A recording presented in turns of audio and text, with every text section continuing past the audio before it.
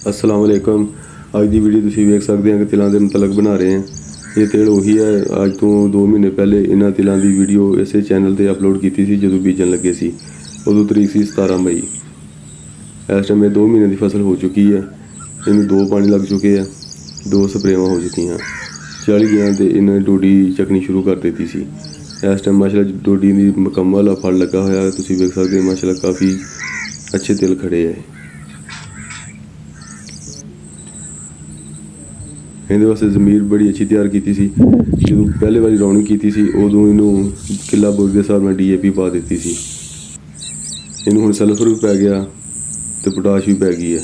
DAP ਨੂੰ ਪਹਿਲੇ ਪਾ ਦਿੱਤੀ ਸੀ ਕਿਉਂਕਿ DAP ਤਾਂ ਪਹਿਲੇ ਪਾਈ ਸੀ ਕਿਉਂਕਿ ਤਿਲਾਂ ਦੇ ਕੋਲ ਵਕਤ ਨਹੀਂ ਹੁੰਦਾ ਤਿਲਾਂ ਦਾ ਜ਼ਿਆਦਾ, ਕਿਉਂਕਿ 3 ਮਹੀਨੇ ਦੀ ਫਸਲ ਹੈ। ਇਸ ਤੋਂ ਪਹਿਲੇ ਪੱਕ ਜਾਂਦੇ ਤੇ ਅਗਰ DAP ਬਾਅਦ 'ਚ ਪਾਉਂਦੇ ਆ ਤੇ ਉਹ ਫਿਰ ਉਹਨਾਂ 'ਚ ਨੂੰ ਫਲ ਲੱਗ ਜਾਂਦਾ ਤੇ ਫਿਰ ਉਹ ਕਾਰ ਆਮਦਨ ਨਹੀਂ ਹੁੰਦੀ। ਇਸ ਵਾਸਤੇ ਇਹਨੂੰ ਪਹਿਲੇ ਹੀ DAP ਪਾ ਦਿੱਤੀ ਸੀ। इंज घाह होया सी जो पहला पानी लाया वो घाह वास्ते स्प्रे नहीं सी कीती। वो थोड़ा बहुता है सी घाह वो लेबर ला के पटा दिता सी। बाकी हुण इहदा फल माशाल्लाह बेहतरीन लगा, अजे तक गिरदा नहीं पिया। अगर फल गिरेगा इहदे वास्ते स्प्रे जिहड़ी मानो इस किसी भी कंपनी की वो तुसीं इस्तेमाल कर सकते हैं, असीं भी वो करांगे इस्तेमाल। लेकिन फिलहाल माशाल्लाह फल भी इहदा मजबूत आ, नहीं गिरिया किते भी। कईयां दिलां नूं मसला आ रहा वा उन्होंने वास्ते तुसीं स्प्रे कर सकते हैं। ये इदां ही बत्तर 'च छट्टा मारिया सी। छट्टा मारन तो बाद ये प्लांटां नाल खेड़ा कर दित्तियां सी।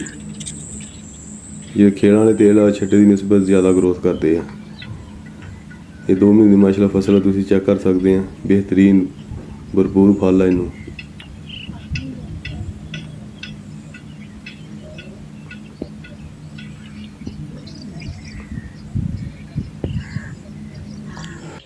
तुसीं आपदी फसल के हिसाब नाल खाद का इस्तेमाल करो।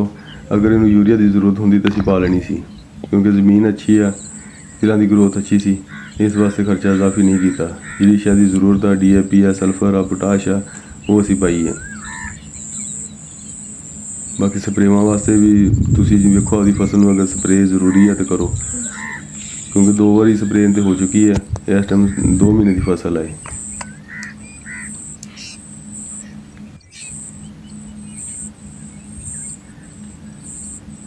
क्योंकि अच्छी फसल ही जो किसान आपदे आउंदा जमीन दे विच फसल को अच्छी खड़ी होवे वेख के दिल खुश हो जाता।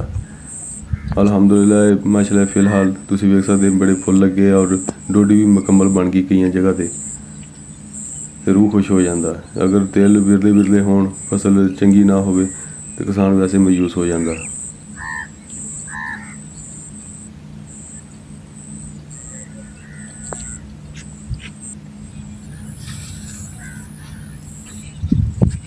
बाकी सुबह शाम तुसीं आपदी फसल 'च जरूर जाओ, वेखो उन्होंने किसी शै की जरूरत है पानी की या ज़्यादा पानी भी नहीं लाने चाहिए, लेकिन जिथे पानी लगता उत्थे जरूर पानी लाओ। वीडियो देखने का बहुत बहुत शुक्रिया।